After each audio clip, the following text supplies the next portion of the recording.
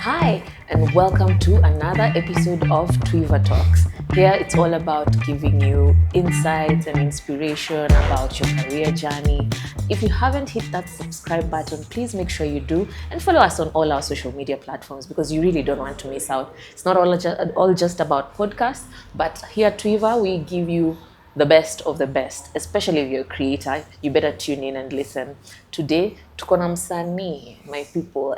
Msanii wacha tuwe mwenyewe introduce tu.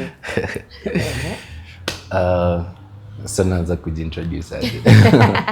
Your name. Okay, so my official names are Brian Chumba and my stage name is Original Chumba. Yeah. Okay. Let's get Original Chumba. So, Original Chumba, let's first get to know you a bit. Some just fun questions. So, where is the most interesting place or weirdest place you've ever got inspiration for a song? Is it really weird? But I think kwa barabara nikitembea. Yeah. Unaona hiyo time yenye unatembea and like unaona tu venye unatembea and going for a distance, like you tend not to pay attention to a lot of stuff. So normally niko na my earbuds and obviously instrumental ikicheza then I can just write. But the time nafika una notice nimeandika maybe one verse and a chorus and stuff, so it's easy. Oh, okay. Which Kenyan musician do you feel or think is underrated that everyone should know? Underrated that everyone should know. Kinoti, Ochiko, who else? Well, there's a bunch like on my Spotify playlist. Unaona venye you just go for a random playlist and then you notice someone go like, what? This is a Kenyan artist. So a bunch, I don't know like the names of it, but yeah, I think Kinoti is quite dope. Like but from the two, I only know Kinoti, but I can't even tell you a song from the top of my head. But after this naenda kuwasikiza. Ochiko is also fire. Ama ni venye are they Gen Z? And another one, John Moore. There's an artist called John Moore. Okay, so guys, please go search for those ones. Muwasikie. And if you to introduce someone to Kenyan music, which is the first song that will come to your mind that you'd want to introduce them to? To Kenyan music, like for the music that's known by a lot of people. Let's say someone who's been out of the country, who doesn't know Kenyan music, who's not in touch, or even someone here, because we all know there are many people who are like, I don't listen to Kenyan music and don't appreciate it. But if you're to introduce someone, then what's the first song that will come to mind that you think will make them relate or be like, oh, okay, let me give it a second chance? A bunch of songs by Watendawili. Actually, if you listen, they have a lot of dope music. The reason why I would introduce someone using them, it's because they give that Kenyan authentic music. Like when you listen to the songs, you can tell that this is like a Kenyan artist. Like, Okay. And from the old artists, from the old ones, someone like K-Rap. Give me a song top of your head. K-Rap. Did you know Osman? Yo. I'm a millennial. So acha nikuchallenge when you challenge. I know Big Pin. I know Sanaipei, Juakali, Pilipili, Klepto. Hey, unajua Pilipili? Klepto, akina Tattoo. I think growing up, I was raised by my grandma, and therefore, when I was growing up, I grew up with my uncles and as my siblings. So on your time, they were listening to that type of music. So I think that's where I started listening to music from. At least unajua, I was hoping to challenge you so you feel anyway. Let's get into knowing who Brian Chumba is. Who is Brian Chumba? Describe yourself. Like, how would you describe yourself? So Brian Chumba is basically a creative. I'm a creative director. That is, I do cinematography and photography. And then on top of that, I'm also a recording and performing artist. Yeah, I'm also into fashion, but that's something for. I think that part of me will start showing up, like I think sometime next year. But it's also a field that I want to have my footing on. Yeah. So let's backtrack a little bit to back when you were younger. What did you want to become? That small young chumba. Did you always know you wanted to become a musician, or was there other dreams you had? No, I don't think I knew that I was going to become a musician, even though I've always loved music. My grandma was very strict when it comes to books. And therefore, I used to, you see, venye kitambo, there were those bulbs zenye ulikuwa unaingiza kwa the torch, the silver. Yeah. Gen Z hawatajua hizo, but yeah, but so I used to like buy a couple of those and the batteries, and then I kind of make a structure, like a home structure with boxes, and then turn to light it. So my grandma used to call me engineer. Lakini so your journey engineer, tuambie mali uliwachia, because that's very interesting. Not many kids would, you know, I think kwa kucheza tu nje na matope. I think sometime in high school. When I got to high school, okay, time yote when I was in primary, you see now to commute home. So in most cases, utabidi to like usome. But now when you go to high school, there's that little freedom unapatanga because you're not always home. Ufuatiliwi. And then unapatana na vijana Nairobi. So I think from high school, that's when the music thing started shaping well, because now I learned how to write my own music. I was in a crew. So from there on, I knew that's what I wanted to do. Even though it wasn't sure that it was something that I was going to do like entirely, but I knew even if I was going to venture into another career, but then I would still do music because it's something I really love doing. Okay, before we get to the creative aspects, hapo umesema you wrote your first. Tell me about that first song you wrote. Ningependa kujua. Can I even remember? I think at some point kila mtu alijaribu kuandika poem ama nyimbo. Tell me about that first one. I don't really think I can. Ilikuwa kitambo bana. I don't really think I can remember. That first one that I wrote, and it wasn't dope as the ones I write nowadays, obviously. But which one would you say is memorable, Basi? The one za kitambo, not now. Za kitambo. Oh, and I used to do trap. I started out as a trap, so ilikuwa inaitwa down low. So like drop it down low, drop it down. I don't know. So, from high school, at what point did you now want to become also a creative? And would you say they are related between the music and the being a creative, being interested in camera work, editing? Would you say first tell me how you got into that before we go to if they're related together with music? So how I got into that is after my Form 4, that's when I actually recorded my first music. And now after doing that, I was like, man, this is something I can really do, because now from where I'm from, not many people were like doing that. So utapata, my friends used to gas me up a lot. So I was like, okay, I can actually proceed with this, right? And so when my results came out, I was called to join TUM to do a different course altogether. But then because of the different financial constraints at home, I couldn't join TUM. So I had to relocate to Rongo University. But now the silver lining was I had to choose a different course because the one I'd called for wasn't being offered. What was the course that you had been called for?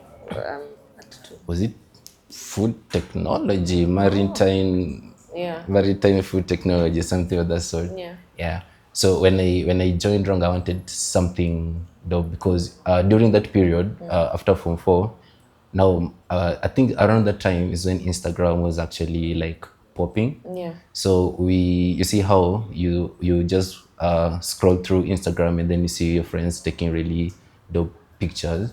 So I wanted to like do that. I thought it was cool. Yeah. So I think that's where I developed the interest for photography, because now I could use my phone to take like pictures of nature and my friends. Yeah. So when I had the opportunity to change a different course, I went for communication. That's in media. So I did graphic communication and advertising. So one of the units in the course is like video production and photography. Photography. Yeah. So it was all natural to me, because now it's something I also used to do as a side hustle in school. So if I'm paired in a group, guys in my group would be like, we chumba tupige picha, then you do the editing, and then now I submit it as a group, as a group work. Yeah. So I think that's where now the photography thing came in, because I was getting paid for taking pictures. Oh, okay. So for you, it just came naturally. It didn't even struggle. No, okay. No, not really. I think it's because I had a lot of interest. Yeah. Yeah, I had a lot of interest. Like, I mean, in terms of, you didn't struggle, like, in terms of career path, like, hey, I was to be that engineer. My grandmother told me, oh, will I get money?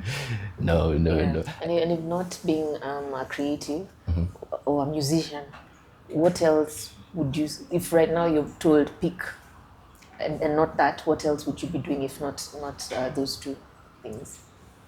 If I was to do something different from the what I'm doing right now. Yes, you've said mention fashion. What else? Yeah. I don't. Okay, what I know about me is if I put my mind to something, I catch up quickly. Yeah. But truth is, I never really thought of doing something different from what I'm doing right now. Yeah. Okay. You see those guys who feel confined when you're in some sort of, I think that's me. So I'd prefer to do something that is not more routine like. Yeah. Okay. Yeah. So tell me about your journey, how you landed at now Twiva and what you're doing now. Okay. Yeah. So how I landed here Twiva. After COVID, that's when I came to Nairobi. Now we were doing like music, me, my friends and I, we were doing music completely. Yeah. So after a while, on top of that, because music at that time wasn't sustainable. So just to like balance myself and to like make a little income, I used to freelance. So that is do music videos for my friends, make cover art for them, occasionally have some photography gigs, right? So sometime in 2024, no, late 2023, I sent an application. There was this government internship where now you could just like apply and then you'd be allocated somewhere where you could intern. So when in 2024, around February, I just got a message that I have an internship opportunity here at Twiva. So I was like, well, okay, that's good, because now freelancing again is not as sustainable. So I needed something that would help me finance my music as well. So I opted. I thought that was like a good idea. So I came, only to find out that the whole invitation was fake. Like Twiva didn't have any internship opportunity. Yeah. So the COO and HR, they talked to us, explained to us everything. But then I was like, no, I've come here. There's no need of going. So I think I approached the COO herself and told her that I really wanted internship opportunity. So I guess from there on, I presented my case, showed them a sample of the work that I've previously done. And then now I was later on called to intern, and we're here now.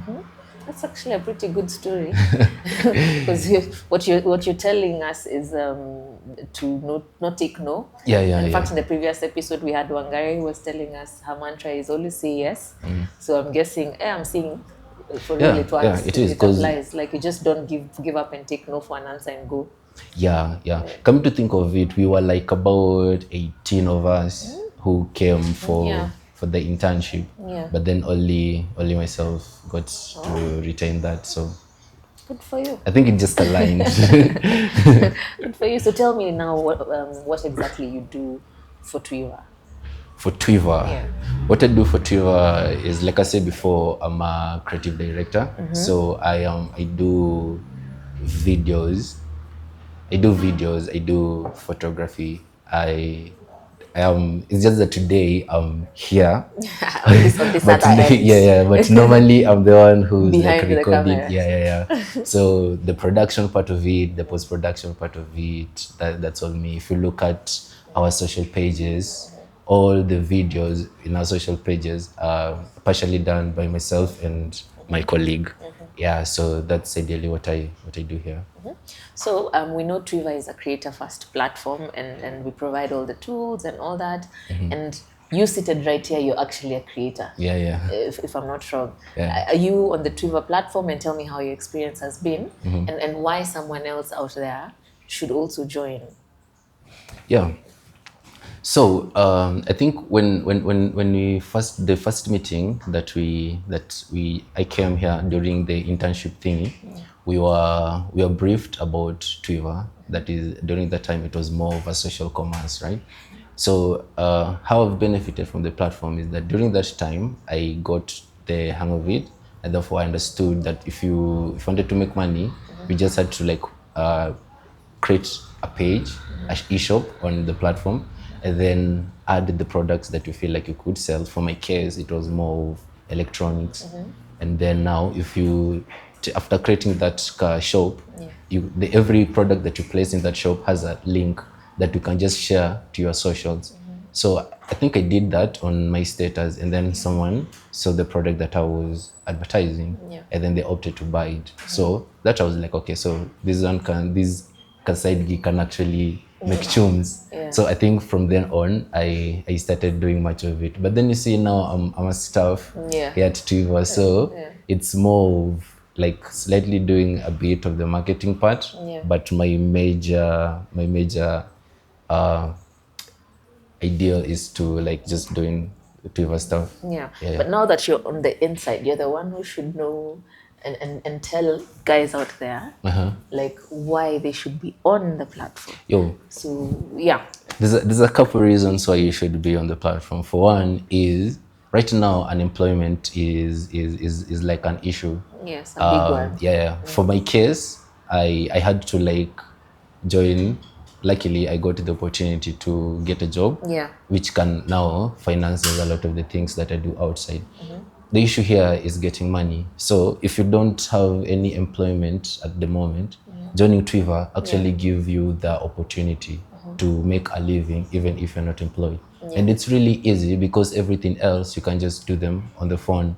Just like the way you post on Instagram, on Facebook, it's just the same thing, but now you're marketing a product that if someone buys, and therefore you have a commission that you earn. And then the good thing is, before you select a product that you want to sell, there is always you can see the profit, like the commission that you're getting. Yeah, that's one. Two, joining Twiva, we work with a lot of influencers. So you being a part of the ecosystem exposes you to how these people actually do their stuff, because we all see the likes of Mkuru, Njugush, Eriko, and we're like, okay, how is it that these guys are able to like land these deals and everything, right? So being in the Twiva ecosystem, you're actually being tutored on how you can brand yourself and direct your art in such a way that you can get like these corporate gigs that can actually help you to make a living for yourself. Yeah, and also they're like trainings, just even apart from doing stuff for Twiva, when you're taught on, rather when you're trained on how to market and sell online, digital marketing is actually a skill that is very lucrative right now, because a lot of people are online. Therefore, if you can learn how to market and sell stuff online, not only for Twiva, but even if you want to like let's say you've landed your curtain G's and then you go to Gikosh, like get a couple of thrifts, you'll know the skill how you can get to market these products to like get a sale as compared to someone who's completely green. So I think joining Twiva is a really good plus for creators because of the knowledge that you get, and just apart from the financial, you also get a lot of knowledge on how to market and sell, and also the networking aspect is really good. So you don't have to be worried about if you're green and think that you can join. There are trainings there that you learn as you move forward. So tell me, as a creator, what are some of the ways you've seen Twiva impacting creators out there? That's nice. Well, one of the ways that having been here now for like almost 2 years, some of the things that I've seen Twiva impact creators, one of them is actually providing them with an easier way of getting access to devices that they would use to create content. And then there's the Twiva Academy, where now we get to show creators on the different aspects on how to like build their brand. So if you go to Twiva socials, you'll notice that they are the masterclass series, where now you'll be taught on how to like brand position yourself. That is not the business development aspect of it, and also how to take better content. So if you're taking still photos or you're taking videos, there are tips that can help you to improve the quality of the content that you're putting out. Because if you put out high quality content, it is easier to like push on the social algorithms, and also it just makes your brand stand out. Therefore, you can easily attract the attention of these corporate and other gigs that can actually boost your craft. Okay. And what advice would you give to the youth out there, someone who has no job and they don't know where to start? Maybe they want to become a creator, maybe they want to become a musician, maybe they want to become a marketer. What advice would you give them for someone who doesn't know where to start? Especially that creator out there, you being a creator, how would they start?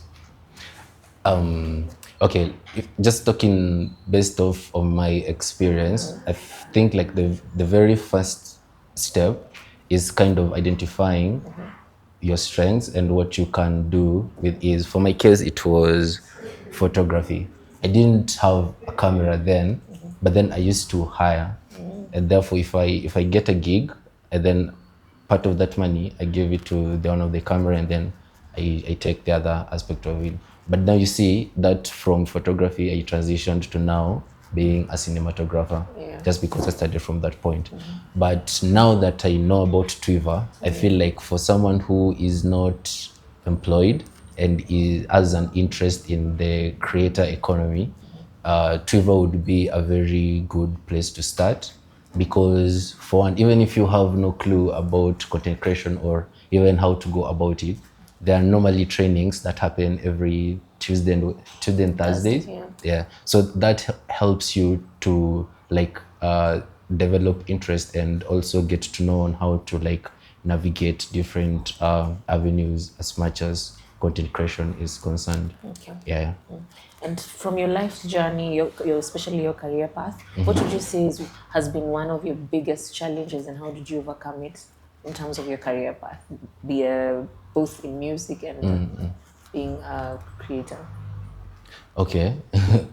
Obviously, like everybody else would say, the biggest challenge before was now financing the art. Well, I feel like starting out, we are never really told how expensive art is. Because when I'm to bro, I can sing. Well, you can sing, you can sing, you can write the music, but then for you, about the whole, like the camera, the cost money, studio time. So later on, you come to realize it's not actually free, because if you go, you have to like record that music somewhere, and therefore you pay for that, and therefore there's the video aspect of it. You should be having a video for like my case music, right? And that's also another expense. So I feel like Finances was like one of the major issues. Challenges, yeah. But how I got to overcome that, I had to learn to become a videographer myself. So even currently, I do videos for for all my songs. Currently, I'm the one who's like doing the production part of it, and also getting if you can get an employment that aligns with what you're doing, then that would be a plus for you. Because now for me, what I'm doing right now as my 9 to 5 is not far off from what my career is, right? Yeah, because it complements the music part of it. So I could spend this time sharpening my craft, obviously, by doing the normal responsibilities that I have here.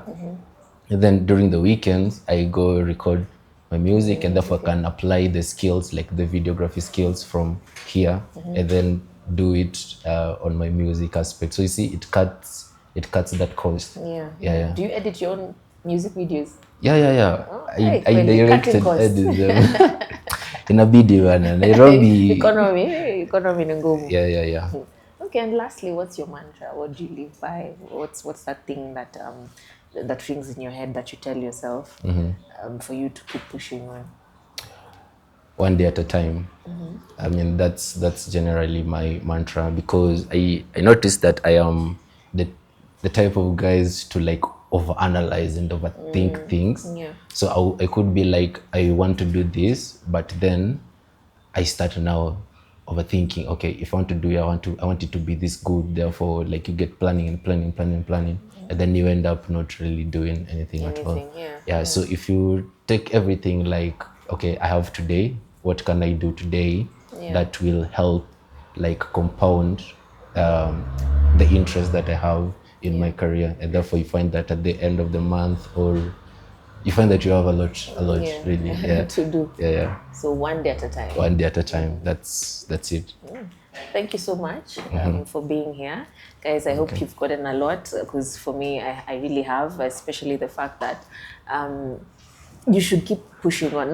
There's no excuses in this life. I mean, Chumba is there wanting to be a musician. Camera is expensive. He was hiring. He's learned the skills to edit and hire. Like, there's no excuse in this life for you to just sit at home and do nothing and whine about, oh, I don't have a career, oh, life is expensive. So Meskia, say yes, work hard. No excuses in this life. See you next week, same time, same place, here on Twiva Talks, and make sure to follow us on all our social media platforms, because we have masterclasses, as Chumba said, and we have trainings. We have so much in store for you guys. It's not just all about just onboarding and that's it. There's a lot that you learn from Twiva.